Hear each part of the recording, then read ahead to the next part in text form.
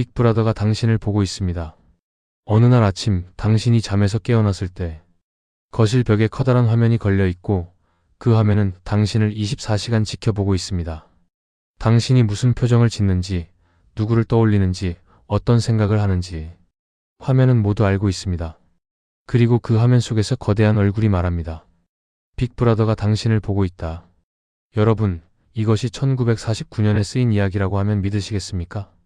오늘 우리가 함께 읽을 책은 조지 오웰의 1984입니다.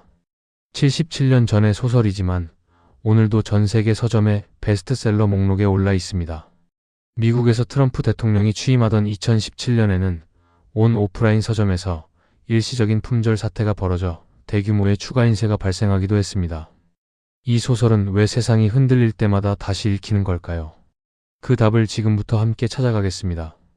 1막 조지 오웰, 그는 왜 이 소설을 써야 했는가? 에릭 아서 블레어. 이것이 조지 오웰의 본명입니다. 1903년 영국령 인도 벵골에서 태어난 그는 8살이 되던 해 어머니를 따라 영국으로 돌아옵니다. 명문 이튼 칼리지를 장학생으로 졸업했지만 대학 진학 대신 선택한 길은 버마의 식민지 경찰이었습니다. 그것이 그의 첫 번째 각성이었습니다. 총과 권력을 손에 쥔 채 현지인들을 통제하는 자신의 모습을 바라보면서 오웰은 처음으로 깨닫습니다. 권력이란 어느 편에 서든 인간을 짐승으로 만든다는 것을.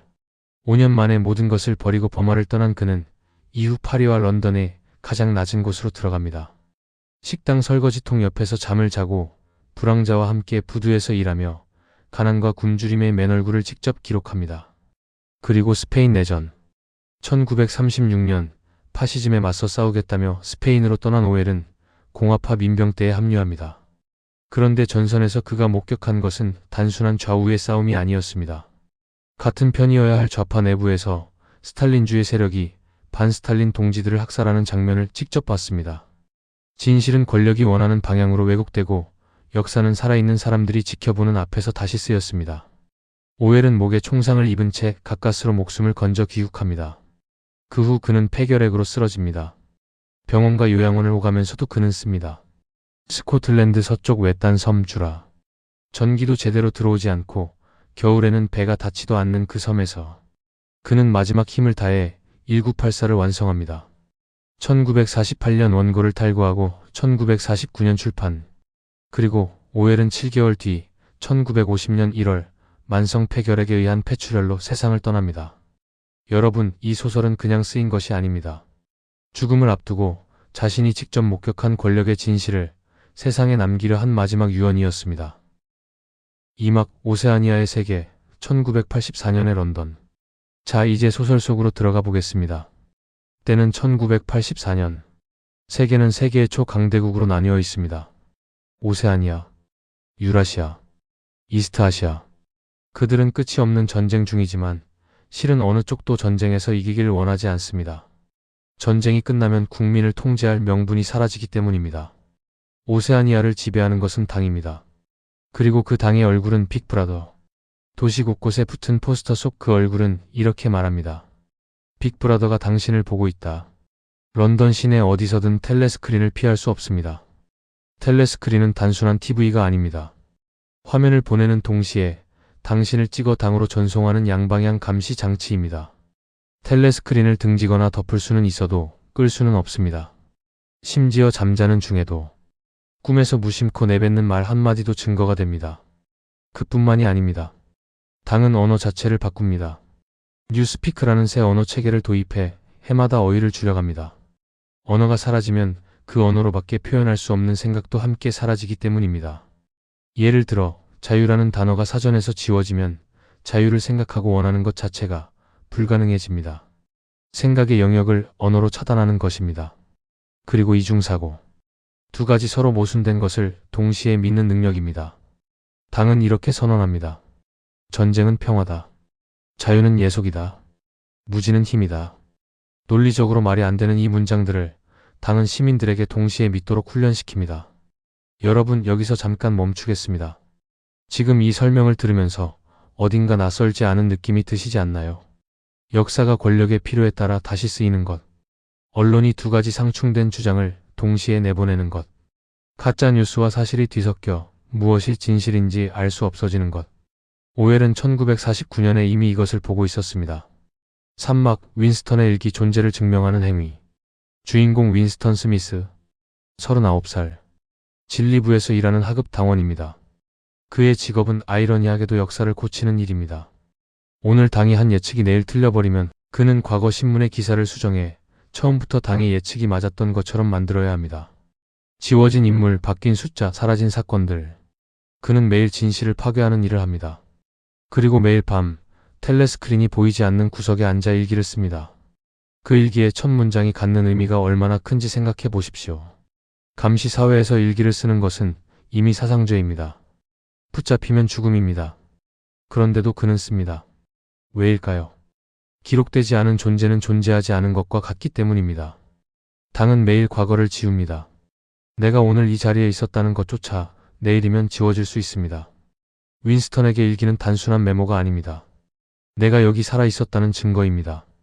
인간으로서의 마지막 존엄입니다. 그는 일기했습니다. 미래의 누군가에게 나는 지금 이 글을 썼다. 당신이 이것을 읽는다면 나는 존재했다. 여러분, 그 마음이 이해되시나요? 내 삶이 아무에게도 기억되지 않을 것 같은 두려움. 내가 살았다는 흔적이 세상 어딘가에 남기를 바라는 마음. 이것은 1984의 윈스턴만의 감정이 아닙니다. 긴 인생을 살아오신 여러분이 가끔 느끼는 그 감정과 다 있지 않습니까? 사막, 줄리아와의 사랑, 금지된 감정이 저항이 되는 순간. 그리고 줄리아. 당이 순결연맹 완장을 차고 다니는 겉으로 보기엔 가장 모범적인 당원. 그녀가 윈스턴에게 작은 종이 쪽지를 건넵니다. 길에서 스치듯 손에 쥐어준 그 쪽지에는 단 4글자가 적혀 있습니다. 나는 당신을 사랑합니다. 윈스턴은 그 쪽지를 받는 순간 생사를 건 선택 앞에 섭니다. 이것은 연애가 아닙니다. 당이 금지한 자유로운 감정이기 때문입니다. 당은 연애와 성마저 통제합니다. 쾌락을 위한 사랑은 사상죄와 다름없습니다. 당은 시민들의 감정적 에너지까지 당을 향한 충성심으로만 돌려야 하기 때문입니다. 그럼에도 두 사람은 만납니다. 텔레스크린이 없는 런던 외곽의 숲속에서. 프롤이 사는 지역의 낡은 방 한 칸을 빌려서. 그 좁은 공간 안에서 두 사람이 나누는 것은 단순한 사랑이 아닙니다. 그것은 인간으로 존재하는 마지막 방식입니다. 당이 빼앗아 갈 수 없는 내면의 자리를 지키는 것입니다. 줄리아는 말합니다. 그들은 당신의 생각까지 바꿀 수는 없어요. 그들이 아무리 당신을 고문해도 당신이 내면 깊은 곳에서 무엇을 느끼는지까지는 빼앗지 못해요. 그 말이 나중에 얼마나 잔인하게 뒤집히는지는 이 영상의 마지막에서 알게 됩니다. 지금은 그 말을 마음에 담아 두십시오. 여러분은 이 장면에서 어떤 감정을 느끼셨나요? 불가능해 보이는 상황 속에서도 사랑하기를 선택하는 두 사람의 용기. 그것이 어리석음인지 숭고함인지 잠깐 생각해 보시기 바랍니다. 오막 101호실, 권력의 본질을 마주하다. 오브라이언. 내부당의 고위 관리. 윈스턴은 그를 오래전부터 아군처럼 느꼈습니다. 눈빛에서, 태도에서 무언가 같은 편의 신호를 읽었다고 생각했습니다. 그리고 마침내 오브라이언이 먼저 접근합니다. 그는 말합니다. 비밀 조직이 있다고, 당에 저항하는 지하 운동이 있다고. 윈스턴과 줄리아는 모든 것을 걸고 그를 믿습니다. 그리고 체포됩니다. 오브라이언은 처음부터 당의 사람이었습니다. 7년 전부터 윈스턴을 지켜봐왔습니다. 그것이 당의 방식입니다. 직접 잡는 것이 아니라 희망을 주고 믿음을 주고 스스로 걸어 들어오게 만드는 것. 그리고 101호실. 이 방에서 일어나는 일을 지금 저는 자세히 설명하지 않겠습니다. 다만 이것만 말씀드리겠습니다. 오브라이언은 고문하면서 윈스턴에게 이렇게 말합니다. 권력은 무언가를 이루기 위한 수단이 아니라고. 권력 자체가 목적이라고. 권력이란 다른 사람의 고통 위에서만 존재를 확인할 수 있는 것이라고. 이것이 오웰이 밝히는 전체주의의 가장 어두운 본질입니다. 독재자는 국민의 행복을 위해서가 아니라 지배 자체를 위해 지배합니다. 이념이나 경제적 목표가 아니라 순수한 권력의 의지. 그 앞에서 인간의 이성은, 도덕은, 사랑은 어떻게 되는가? 101호실에 갇힌 윈스턴에게 들이밀어지는 것은 그의 가장 깊은 공포입니다. 당은 이미 알고 있습니다. 당신이 가장 무서워하는 것이 무엇인지. 그리고 그것으로 당신을 완전히 부숩니다. 몸뿐 아니라 정신을, 정신뿐 아니라 사랑까지. 윈스턴은 결국 외칩니다. 나 말고 줄리아에게 하세요. 그 순간이 의미하는 것을 한나 아렌트는 이렇게 설명할 것입니다. 극한의 공포 앞에서 인간의 내면이 어떻게 해체되는지. 이것은 윈스턴 개인의 나약함이 아니라 공포 시스템이 설계된 방식의 결과라고. 육막 철학으로 읽는 1984. 자, 이제 한 걸음 물러서서 1984를 철학의 눈으로 바라보겠습니다. 첫 번째 질문. 기억이 지워진 인간은 어떤 존재인가? 소설에서 당은 이렇게 주장합니다. 과거는 당이 말하는 대로 존재한다. 과거를 통제하는 자가 미래를 통제하고 현재를 통제하는 자가 과거를 통제한다. 이것은 단순한 역사 왜곡이 아닙니다. 철학적으로 이것은 정체성의 파괴입니다. 나는 내가 살아온 시간들로 이루어진 존재입니다. 그 시간이 지워지면 나는 누구입니까? 프랑스 철학자 폴 리케르는 이렇게 말했습니다. 기억은 정체성의 뿌리다. 기억이 없는 자아는 방향을 잃은 나침반과 같다고. 오웰은 소설을 통해 바로 이 공격을 보여줍니다. 당이 겨냥하는 것은 신체가 아니라 기억, 즉 자아의 근원입니다. 두 번째 질문. 진실은 다수결로 결정되는가? 당은 말합니다. 만약 당이 2 더하기 2가 5라고 말한다면 그것이 진실이다.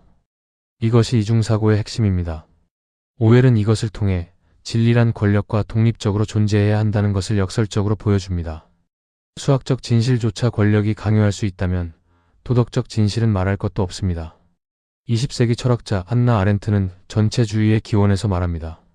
전체주의 체제가 가장 먼저 공격하는 것은 사람들이 공유하는 현실 감각이라고. 모두가 같은 것을 보면서도 다르게 말하도록 강요받을 때 인간 공동체의 가장 근본적인 신뢰가 붕괴한다고. 세 번째 질문. 감시는 자유를 어떻게 빼앗는가? 프랑스 철학자 미셸 푸코는 파놉티콘의 개념을 통해 설명합니다. 원형 감옥에서 중앙탑의 교도관은 모든 죄수를 볼 수 있지만 죄수는 교도관이 자신을 보고 있는지 아닌지 알 수 없습니다. 그 결과 죄수는 항상 보인다는 전제하에 스스로를 감시하고 통제하게 됩니다. 텔레스크린이 작동하는 방식이 바로 이것입니다. 진짜 무서운 것은 실제 감시가 아니라 감시당할 수 있다는 가능성 자체가 인간을 스스로 검열하게 만든다는 것입니다. 여러분, 혹시 SNS에 글을 올리기 전에 망설인 적 있으신가요? 이 말이 누군가의 눈에 어떻게 보일까? 혹시 오해받지 않을까 걱정하면서 말을 고른 경험. 그것이 현대의 텔레스크린입니다. 이제 1막에서 제가 남겨두었던 질문으로 돌아오겠습니다. 윈스턴이 일기를 쓰기 시작한 그 행위. 오웰은 왜 하필 일기 쓰기를 저항의 첫 번째 행동으로 설정했을까요? 그것은 기록이 인간 정체성의 가장 원초적인 형태이기 때문입니다. 내가 여기 있었다. 내가 이것을 느꼈다. 내가 이렇게 생각했다. 그 기록들이 쌓여 나라는 존재가 됩니다. 당이 두려워한 것은 총이나 폭탄이 아니었습니다. 단 한 사람이 진실을 기억하고 기록하는 것이었습니다. 7막 시청자에게 기억하라 그러므로 존재한다. 소설의 마지막 장면. 윈스턴은 101호실을 나옵니다. 몸도 정신도 완전히 부서진 채로 공원 벤치에 앉아 진토닉을 마시며 그는 스스로 생각합니다. 빅브라더를 사랑한다고. 여기서 많은 독자들이 절망합니다. 이것이 패배입니까? 오웰은 희망 없는 결말을 쓴 것입니까? 저는 다르게 읽습니다. 오웰은 이 소설에서 이렇게 묻고 있습니다. 인간이 얼마나 강한지를, 권력이 인간에게 무엇을 할 수 있는지를, 그리고 동시에 그것에도 불구하고 윈스턴이 그토록 오랜 시간 저항했다는 사실을. 일기를 썼고 사랑했고 진실을 기억하려 했습니다. 오웰이 남기고 싶었던 메시지는 이것이 아닐까요? 당신이 기억하는 한 진실은 살아있다. 당신이 기록하는 한 당신은 존재한다. 거대한 시스템 앞에서 개인이 얼마나 무력해 보이든 진실을 알고 있는 단 한 사람이 남아있는 한 모든 것이 끝난 것은 아니라고. 오웰은 47살에 세상을 떠났습니다. 1984의 잉크가 채 마르기도 전에. 그러나 그의 경고는 지금도 살아있습니다. 그가 기록했기 때문입니다. 여러분은 지금 어떤 시대를 살고 계십니까? 어떤 정보를 믿고 계십니까? 누가 여러분의 기억을 구성하고 있습니까? 그리고 여러분이 진짜라고 느끼는 것, 옳다고 느끼는 것을 여전히 자신의 말로 표현하고 계십니까? 1984는 무서운 소설입니다. 그러나 그 두려움은 우리를 더 깨어있게 만듭니다. 책을 덮은 후에도 한동안 세상을 다른 눈으로 바라보게 됩니다. 그것이 위대한 문학의 힘입니다. 오늘도 문학으로 철학하다와 함께 해주셔서 감사합니다. 여러분의 기억이, 여러분의 이야기가 이 세계를 조금 더 진실하게 만듭니다.